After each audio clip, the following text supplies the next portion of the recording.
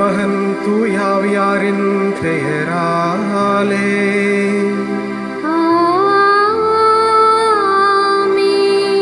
நம் ஆண்டவராகிய இயேசு கிறிஸ்துவின் அருளும் கடவுளின் அன்பும் தூயாவியாரின் நட்புறவும் உங்கள் அனைவரோடும் இருப்பதாக.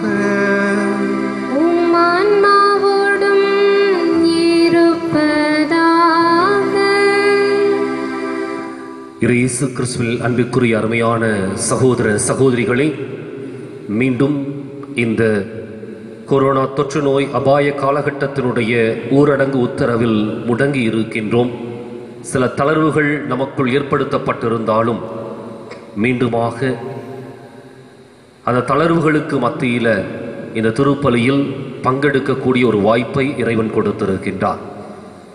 எனவே இன்றைக்கு நன்றி செலுத்தியவர்களாக இந்த திருப்பலியிலே பங்கேற்போம். அதே சமயத்தில்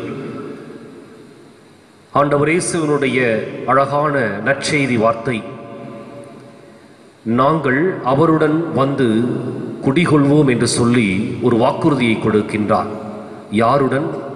யாரெல்லாம் ஆண்டவருடைய வார்த்தைகளை ஏற்று கடைபிடிக்கின்றார்களோ அவருடன் வந்து குடிகொள்வோம். இன்றைக்கு கடவுளுடைய பிரசன்னம் நம்மோடு இருக்க, அவருடைய வார்த்தைகளை கடைபிடிக்கக்கூடிய வல்லமையும் ஆற்றலையும் அருளையும் தைரியத்தையும் நமக்கு கொடுக்க வேண்டும் என்று இந்த திருப்பலியில் சிறப்பாய் செபிப்போம். மேலும் இன்றைய தினம் நமக்காக திருப்பலி நிறைவேற்றி மறையுரை வழங்க ஜெபிக்க வந்திருக்கின்ற நம்முடைய பாசத்திற்குரிய அத்திக்கோடு உதவி பங்கு தந்தை அருட்தந்தை சிலுவை அடிமை அவர்களை மனமாற உளமாற வரவேற்கின்றேன். தொடர்ந்து அவருக்காகவும் இந்த திருப்பலியில் ஜெபிக்க அன்போடு வேண்டுகின்றேன். இன்னும் சிறப்பாக கொரோனா தொற்று நோயினால் பாதிக்கப்பட்டிருக்கின்ற, இன்னும் சிகிச்சை பெற்றுக் கொண்டிருக்கின்ற அத்தனை மக்களையும் ஒப்புக் கொடுப்போம். இறந்த 2.25 லட்சத்திற்கும் மேற்பட்ட ஆன்மாக்களுடைய ஆண்மையை பாற்றிக்காகவும் ஒப்புக் கொடுப்போம்.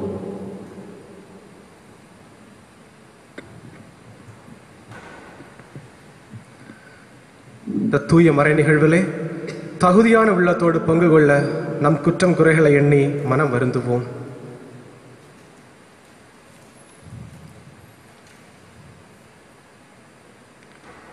எல்லாம் வல்ல இறைவனிடமும் சகோதர சகோதரிகளே, உங்களிடமும் நான் பாவியனை ஏற்றுக்கொள்கிறேன். ஏனெனில் என் சிந்தனையாலும் சொல்லாலும் செயலாலும் கடமையில் தவறியதாலும் பாவங்கள் பல செய்தேன். என் பாவமே, என் பாவமே, என் பெரும் பாவமே. ஆகையால் எப்பொழுதும் கன்னியான புனித மரியாவையும் வானதூதர் புனிதர் அனைவரையும் சகோதர சகோதரிகளே உங்களையும் நம் இறைவனாகிய ஆண்டவரிடம் எனக்காக வேண்டிக் கொள்ள மன்றாடுகிறேன். எல்லாம் வல்ல இறைவன் நம் மீது இரக்கம் வைத்து நம் பாவங்களை மன்னித்து நம்மை நிலை வாழ்வுக்கு அழைத்து செல்வாராக. ஆமீன்.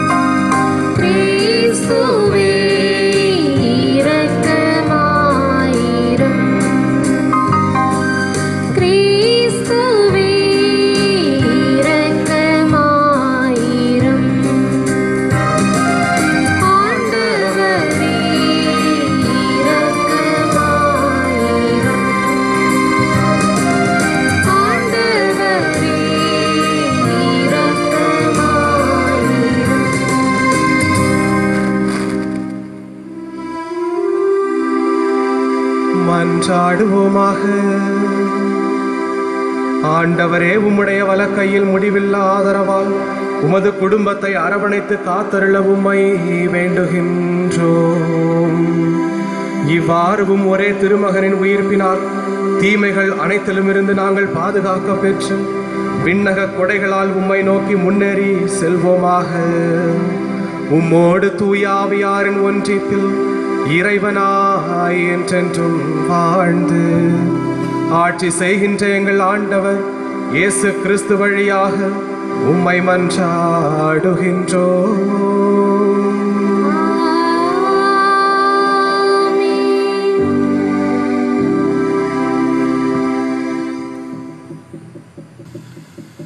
முதல் வாசகம். பயனற்ற பொருட்களை விட்டுவிட்டு கடவுளிடம் திரும்புங்கள் என்ற நற்செய்தியை உங்களுக்கு அறிவிக்கின்றோம். திருத்தூதர் பணிகள் நூலில் இருந்து வாசகம். 14ஆம் அதிகாரம் 5 முதல் 18 வரையுள்ள இறை வார்த்தைகள். அந்நாட்களில் பிற இனத்தாரும் யூதரும் தம் தலைவர்களுடன் சேர்ந்து திருத்தூதரை இழிவுபடுத்தி கல்லால் எறிய திட்டமிட்டனர். இதை அவர்கள் அறிந்து லிக்வேனியாவில் உள்ள நகரங்களான லிஸ்திராவுக்கும் தெருப்பைக்கும் அவற்றின் சுற்றுப்புறங்களுக்கும் தப்பிச் சென்றார்கள். அங்கெல்லாம் அவர்கள் நற்செய்தியை அறிவித்தார்கள். லிஸ்திராவில் கால் வழங்காத ஒருவர் இருந்தார். பிறவியிலேயே கால் ஊனமுற்றிருந்த அவர் ஒருபோதும் நடந்ததில்லை. அவர் அமர்ந்து பவுல் பேசியதை கேட்டுக்கொண்டிருந்தார். அவரிடம் நலம் பெறுவதற்கான நம்பிக்கை இருப்பதைக் கண்டு பவுல் அவரை உற்று பார்த்து, உரத்த குரலில், நீ எழுந்து கால் ஊன்றி நேராக நில்லும் என்றார். அவர் துள்ளி எழுந்து நடக்கத் தொடங்கினார். பவுல் செய்ததை கூட்டத்தினர் கண்டு லிக்வேனியா மொழியில், தெய்வங்கள் மனித உருவில் நம்மிடம் இறங்கி வந்திருக்கின்றன என்று குரல் எழுப்பி கூறினார். அவர்கள் பர்னபாவை செயூசு என்றும் அங்கு பவுலே பேசியபடியால் அவரை எர்மசு என்றும் அழைத்தார்கள். நகருக்கு எதிலுள்ள செயூசு கோவிலில் அர்ச்சகர் காளைகளையும் பூமாலைகளையும் கோவில் வாயிலுக்கு கொண்டு வந்து கூட்டத்தினருடன் சேர்ந்து பலியிட விரும்பினார். இதை கேள்வியுற்ற திருத்தூதர் பர்னபாவும் பவுலும் தங்கள் மேலுடைகளை கிழித்து கொண்டு கூட்டத்துக்குள் பாய்ந்து சென்று உரக்க கூறியது, மனிதர்களே, ஏன் இவ்வாறு செய்கிறீர்கள்? நாங்களும் உங்களை போன்ற மனிதர்கள்தாம். நீங்கள் இந்த பயனற்ற பொருட்களை விட்டுவிட்டு விண்ணையும் மண்ணையும் கடலையும் அவற்றிலுள்ள அனைத்தையும் உண்டாக்கிய வாழும் கடவுளிடம் திரும்புங்கள் என்ற நற்செய்தியை உங்களுக்கு அறிவிக்கின்றோம். கடந்த காலங்களில் அவர் அனைத்து மக்கள் இனங்களையும் அவரவர் மொழிகளில் நடக்கும்படி விட்டிருந்தார். என்றாலும் அவர் தம்மை பற்றிய சான்று எதுவும் இல்லாதவாறு விட்டுவிடவில்லை. ஏனெனில் அவர் நன்மைகள் பல செய்கிறார். வானிலிருந்து உங்களுக்கு மழையை கொடுக்கிறார். வளமிக்க பருவ காலங்களை தருகிறார். நிறைவாக உணவளித்து உங்கள் உள்ளங்களை மகிழ்ச்சி பொங்கச் செய்கிறார். இவற்றை அவர்கள் சொன்ன பின்பு கூட்டத்தினர் தங்களுக்கு பலியிடுவதை ஒருவாறு தடுக்க முடிந்தது. இது ஆண்டவர் வழங்கும் அருள்வாக்கு. இறைவா உமக்கு நன்றி. பதிலுரை பாடல் பல்லவி. எங்களுக்கு அன்று ஆண்டவரே மாட்சியை உம் பெயருக்கே உரித்தாக்கும். எங்களுக்கென்று ஆண்டவரே மாட்சியை உம் பெயருக்கே உரித்தாக்கும். எங்களுக்கன்று ஆண்டவரே எங்களுக்கென்று மாட்சியை உம் பெயருக்கே உரித்தாக்கும். உம் பேரன்பையும் உண்மையை முன்னிட்டு அதை உமக்கே உரித்தாக்கும். அவர்களுடைய கடவுள் எங்கே என பிற இனத்தார் வினவுவது ஏன்? பல்லவி. எங்களுக்கன்று ஆண்டவரே மாட்சியை உம் பெயருக்கே உரித்தாக்கும்.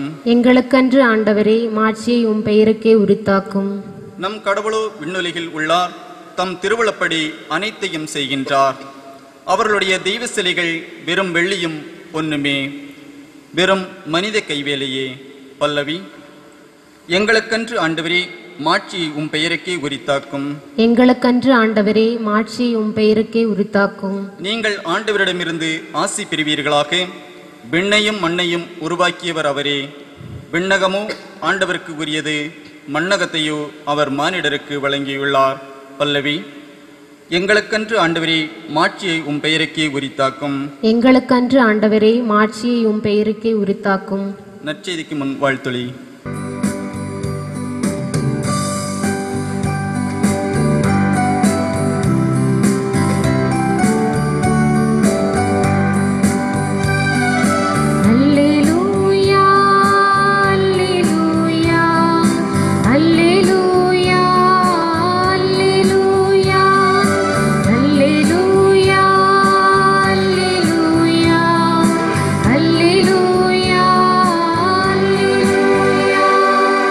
தூயாவியாராம் துணையாளர் உங்களுக்கு அனைத்தையும் கற்றுத்தருவார். நான் கூறிய அனைத்தையும் உங்களுக்கு நினைவூட்டுவார். அல்லேலூயா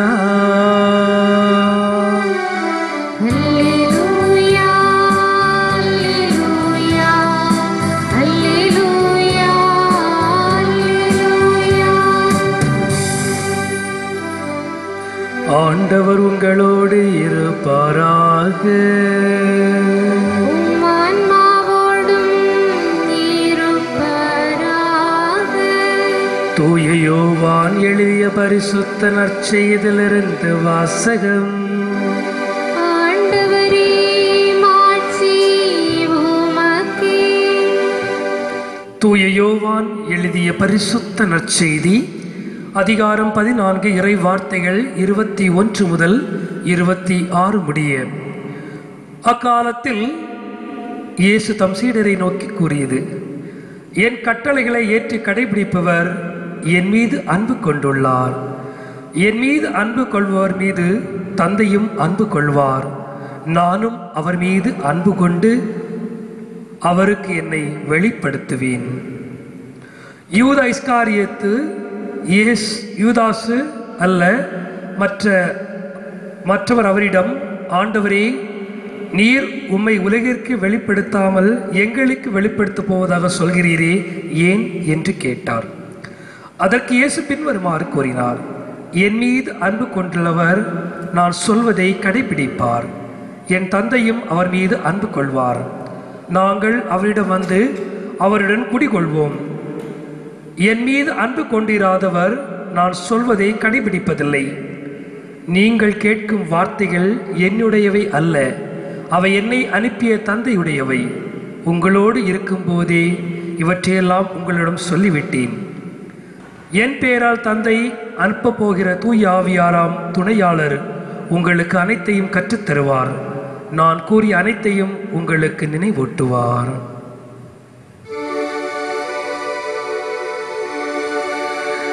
ஆண்டவரின் அருள்வாக்கு. கிறிஸ்துவே உமக்கு புகழ்.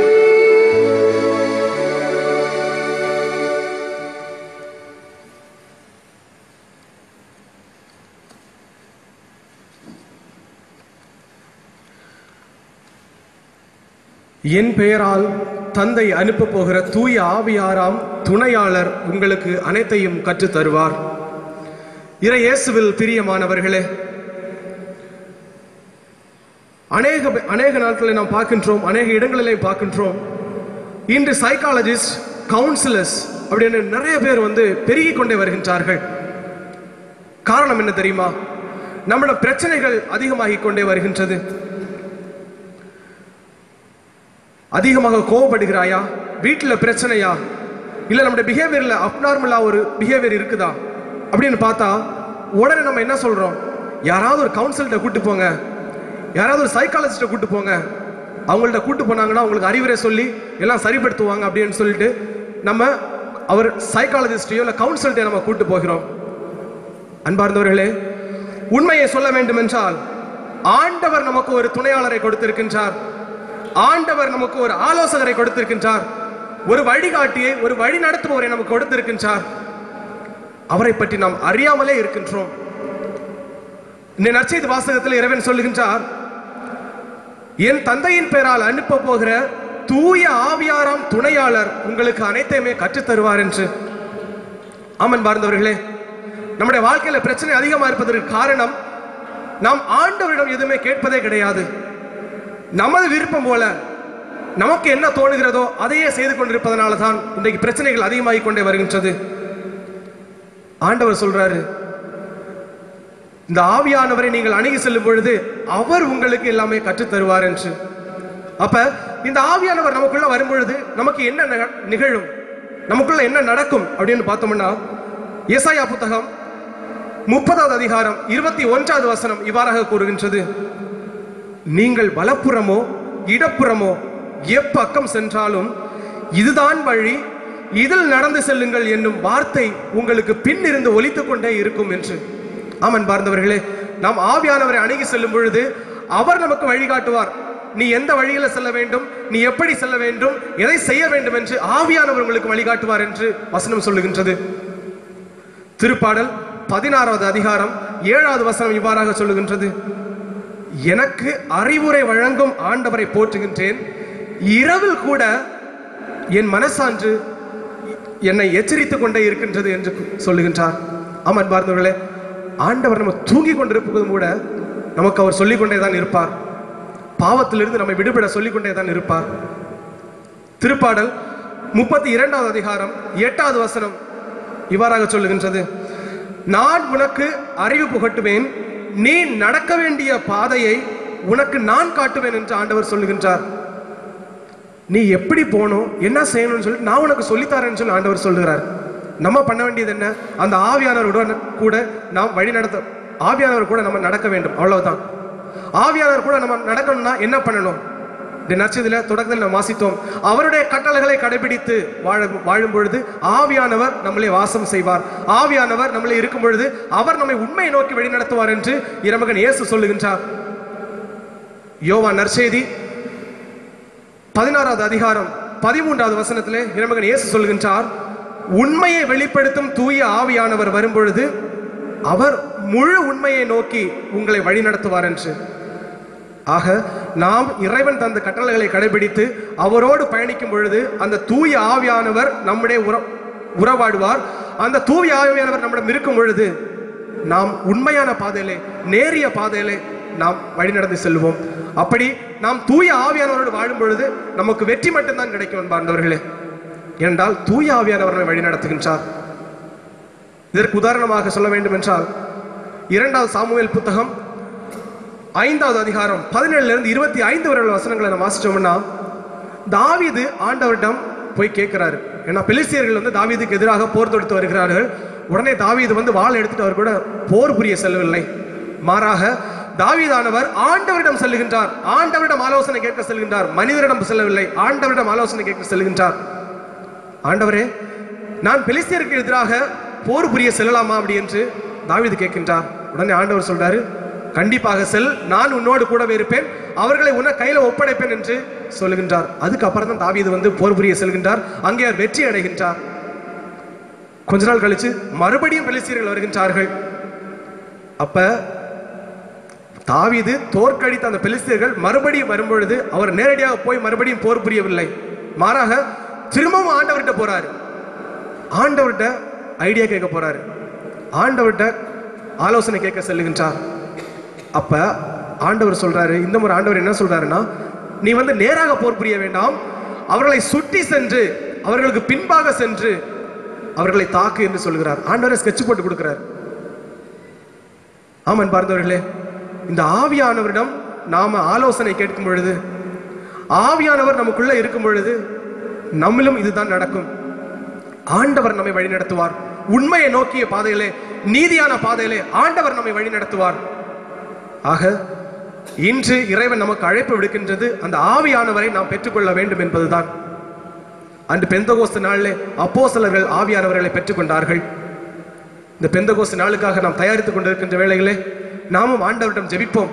ஆண்டவரே, இந்நாள் வரை நான் எனது விருப்பம் போலதான் நடந்து கொண்டிருந்தேன், என்னுடைய மனது சொல்வது போலதான் நான் கேட்டுக்கொண்டு நடந்து கொண்டு இருந்தேன். ஆண்டவரே, இன்று அந்த ஆவியானவர் எனக்கு தாரும். நீர் கொடுத்த, நீர் வாக்களித்த அந்த துணையாளராம் ஆவியானவர் எனக்கு தாரும். அந்த ஆவியானவர் என்னிடம் இருக்கும் பொழுது நான் நேரிய பார்வையிலே உம்முடைய கட்டளைகளை கடைபிடித்து என்றும் உமக்கு உகந்த பிள்ளையாக நான் வாழ்வேன் என்று ஆண்டவரிடம் கேட்போம். ஆண்டவர் நம்மை நிறைவாக ஆசீர்வதிப்பார். ஆவியானவரை பெற்றுக்கொண்டவர்களாக நேரிய பாதையில வழி நடந்து சென்றிட, ஆண்டவருடைய பரலோக ராஜ்யத்தை நாம் பெற்றிட இன்று இந்த திருப்பலியிலே ஜெபிப்போம். இறைவன் நமக்கு அருள் புரிவாராக. ஆமென்.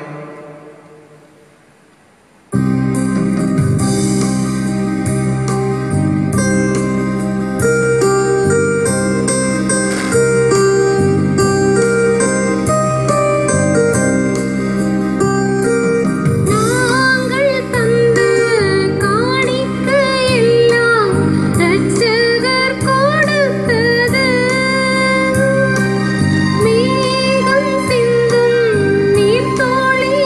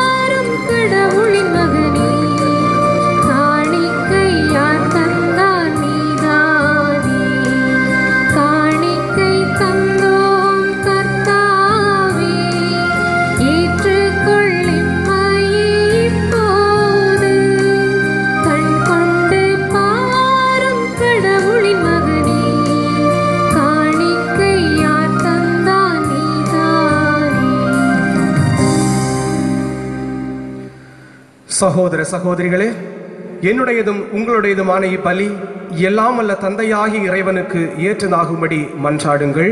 ஆண்டவர் தமது பெயரின் புகழ்ச்சிக்காகவும் மாட்சிக்காகவும் நமது நன்மைக்காகவும் புனித திரு அவை அனைத்து நலன்களுக்காகவும் உமது கையிலிருந்து இப்பலியை ஏற்றுக்கொள்வாராக. ஆண்டவரே, இப்பலியின் காணிக்கைகளோடு எங்கள் வேண்டல்கள் உம்மை நோக்கி எழுவனவாக. இவ்வாறு நாங்கள் உமது மேன்மையால் தூய்மையாக்கப்பட்டு உமது பேரிரக்கத்தின் அருள் அடையாளங்களை பெற்றுக்கொள்ள தகுதி பெறுவோமாக. எங்கள் ஆண்டவர் ஆகிய கிறிஸ்து வழியாக உம்மை மன்றாடுகின்றோம்.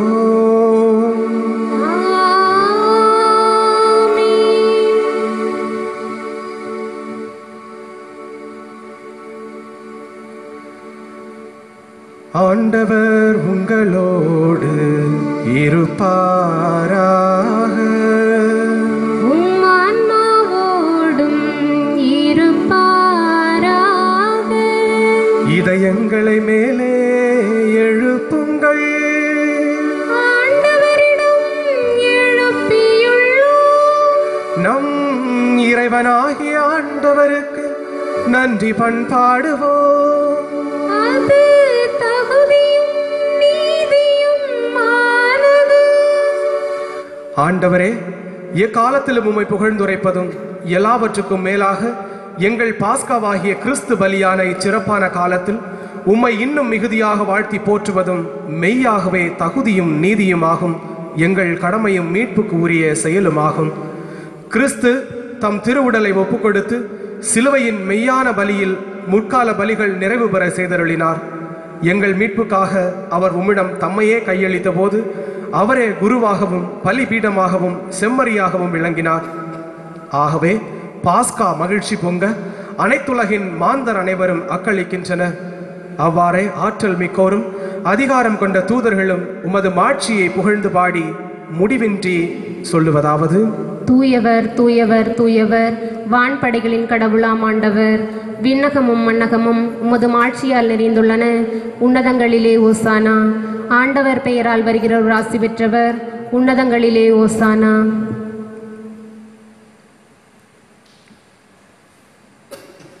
ஆண்டவரே, நீர் மெய்யாகவே தூயவர், தூய்மை அனைத்திற்கும் ஊற்று.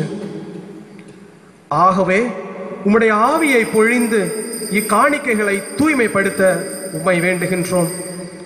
இவ்வாறு எங்கள் ஆண்டவர் இயேசு கிறிஸ்துவின் உடலும் இரத்தமுமாக எங்களுக்கு இவை மாறுவனவாக. அவர் பாடுபட உள்ளம் கனிந்து தம்மை கையளித்த போது அப்பத்தை எடுத்து நன்றி செலுத்தி அதை பிட்டு தம் சீடர்களுக்கு அளித்து கூறியதாவது: அனைவரும் இதிலிருந்து பெற்று உண்ணுங்கள், ஏனெனில் இது உங்களுக்காக கையளிக்கப்படும் என் உடல்.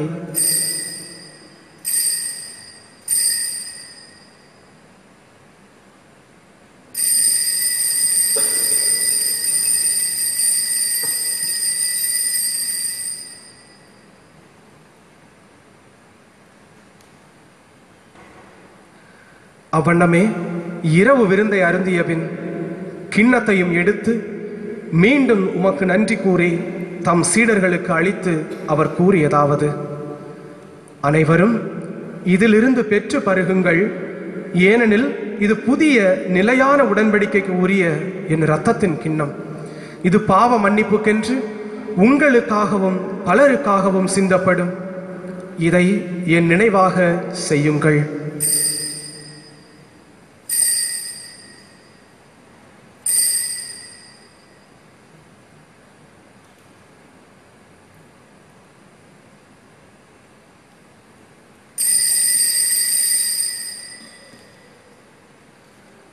நம்பிக்கையின் மறைபொருள்.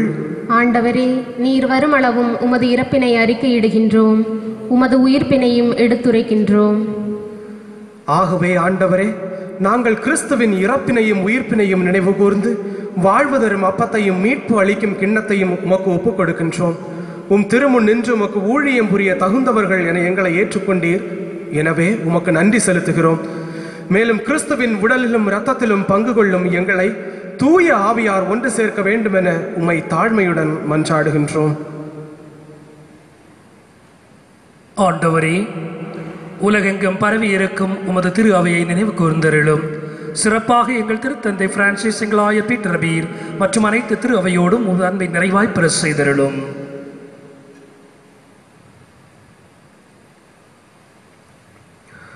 மேலும் உயிர்த்தெழும் எதிர்நோக்குடன் துயில் கொள்ளும் எங்கள் சகோதரர் சகோதரிகளையும், இறந்தோர் அனைவரையும், குறிப்பாக தொற்று நோயிலே இறந்து போன அனைத்து ஆன்மாக்களையும் இரக்கத்துடன் நினைவு கூர்ந்து ஒரு திருமுக ஒளியினுள் ஏற்றருளும்.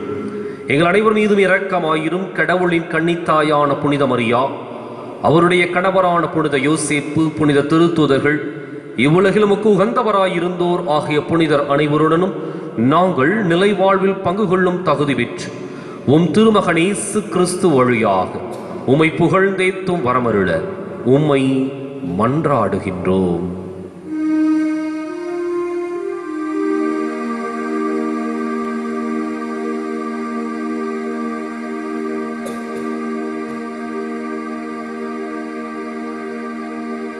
இவர் வழியாக, இவரோடு இவரில் எல்லாம் வல்ல இறைவனாகிய தந்தையே, தூய ஆவியாரின் ஒன்றிப்பில் எல்லா புகழும் ஆட்சியும் என்றென்றும் உமக்கே உரியதே.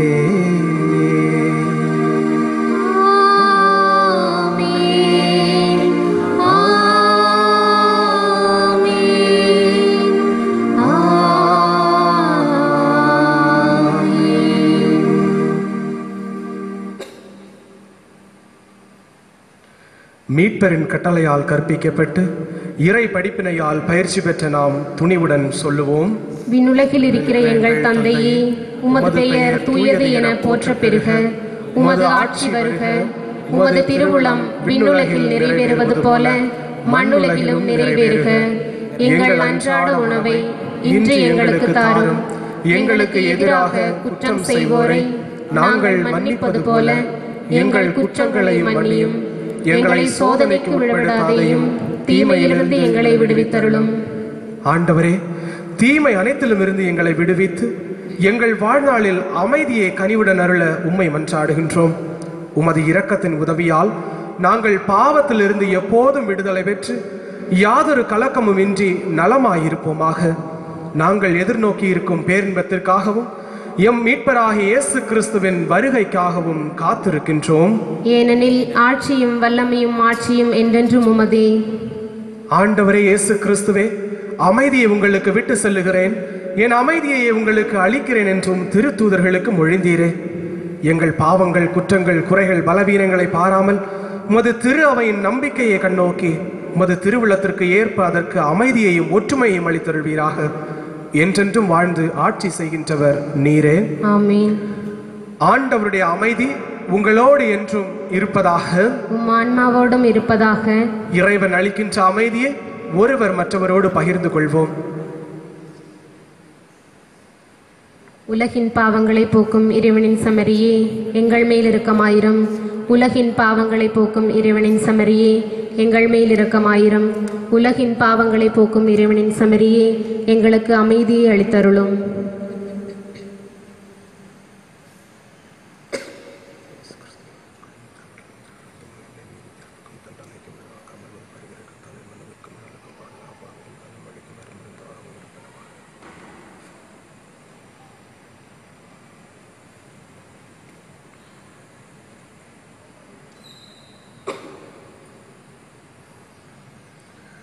இதோ இறைவனின் செம்மறி, இதோ உலகின் பாவங்களை போக்க வந்த நம் மீட்பர்.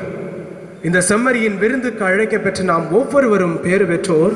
ஆண்டவரே, நீர் இல்லத்தில் எழுந்தருள நான் தகுதியற்றவள். ஆனால் ஒரு வார்த்தை மட்டும் சொல்லியருளும், எனது ஆன்மா நலமடையும்.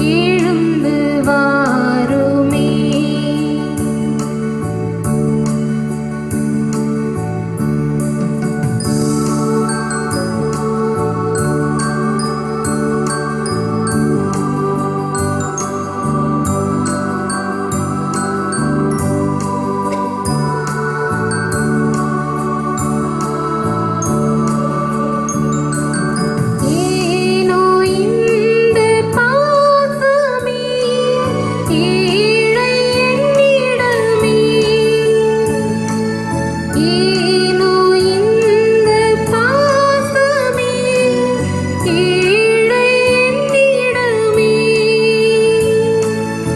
எண்ணில்லாத பாவமே புரிந்த பாவினான்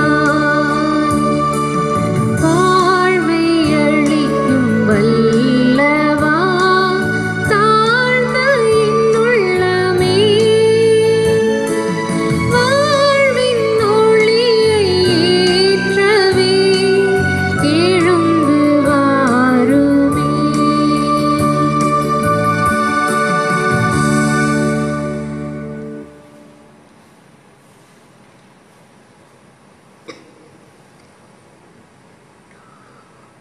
இயேசு கிறிஸ்துவிற்குரிய அருமையான சகோதர சகோதரிகளே, இன்று திருப்பலி நிறைவேற்றி நமக்காக செபித்த அருட்தந்தை சிலுவை அடிமை அவர்களுக்கு நம்முடைய மனமார்ந்த வாழ்த்துக்களையும் நன்றியையும் தெரிவித்துக் கொள்கின்றேன். வலது வாய்க்காலுக்காக ஜெபம் சொல்லுகின்ற ஜெபத்தை திருப்பிச் சொல்லுவோம். அன்பு தந்தையே இறைவா, அன்பு தந்தையே இறைவா, கேளுங்கள் கொடுக்கப்படும், கேளுங்கள் கொடுக்கப்படும், தட்டுங்கள் திறக்கப்படும், தட்டுங்கள் திறக்கப்படும், தேடுங்கள் கண்டடைவீர் தேடுங்கள் கண்டடைவீர் என்ற இறை வார்த்தையில் என்ற இறை வார்த்தையில் நம்பிக்கை வைத்து ஜெபிக்கிறோம். நம்பிக்கை வைத்து ஜெபிக்கிறோம். எம்முடைய வட்டாரத்தை எம்முடைய வட்டாரத்தை மிகவும் பாதிப்புக்குள்ளாக்கி இருக்கிற தண்ணீர் பிரச்சனை தீர தண்ணீர் பிரச்சனை தீர எம்முடைய நீண்டகால திட்டமான வலது வாய்க்காலை நிறைவு செய்து கொடுப்பீராக. எம்முடைய வட்டாரத்தை அழிவினின்றும் வறட்சியினின்றும் விடுவித்து எமக்கு தேவையான குடி தண்ணீரையும் விவசாய தண்ணீரையும் கொடுத்து இப்பகுதியை வளமாக்கி எங்கள் வாழ்க்கையை செழிப்படைய செய்வீராக. இவற்றை எங்கள் ஆண்டவராகிய கிறிஸ்து வழியாக உம்மை மன்றாடுகிறோம். ஆமென். ஆமென்.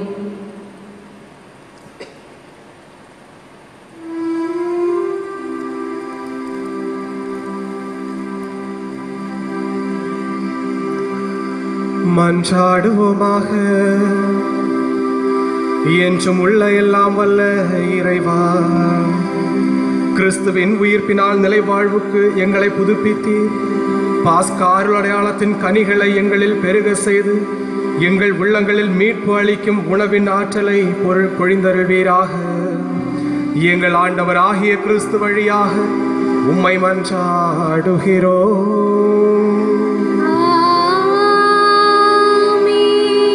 ஆண்டவர் உங்களோடு இருப்பாராக. உம் ஆன்மாவோடும் இருப்பாராக. எல்லாம் வல்ல இறைவன் தந்தை, மகன், தூய ஆவியானவர் உங்களை நிறைவாக ஆசீர்வதிப்பாராக.